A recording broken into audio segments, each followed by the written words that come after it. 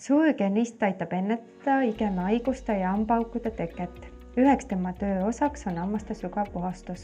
Hammaste sügav puhastus soovitame teha kas korra aastas või poole aasta tagant vastavalt vajadusele. Hammaste sügavpuhastuse käigus hügienist eemaldab hammastelt ultraheli või käsiinstrumentidega hambakivi. Soodapuhastuse käigus eemaldatakse hammastelt hambakatt ja pigment. Peale hammaste sügavpuhastust on suus väga hea ja siidine tunne ja hambad on nagu pärlid. Miks teha hammaste sügavpuhastust? Sest see aitab ennetada hambakivi teket ja igemehaigusi.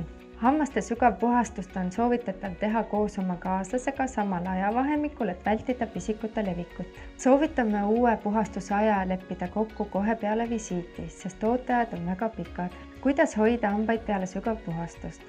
Kuna peale sügavpuhastust võivad hambad olla tundlikud, siis tuleks vältida väga kuumade jookide ja söökide tarbimist. Peale sügavpuhastust tuleks vältida pigmendirikkaid toite ja jooke, näiteks kohvi, teed, marju, punast veini, värvirikkaid gaseeritud jooke, karrit ja tomatipastat. Pärast sügavpuhastust tuleks vana hambari vahetada uue vastu, et mitte vana hambaharjaga viia puhtasse suhu pisikuid.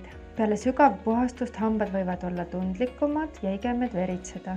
Igemed võivad veritseda mõnda aega, ka samal õhtul hambaid niiditades ja harjates. Sellest ei tasu kohkuda, see on mööduv nähtus. Kindlasti ei tohi puhastusse tulla, kui huulel on herpes või suus aftid.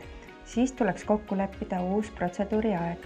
Aftid on väiksed villikesed, mis puhastuse käigus võivad katki minna ja levida üle kogu suu. Kui tunned end haigena, ära kindlasti puhastusse tule ja lepi kokku uus aeg.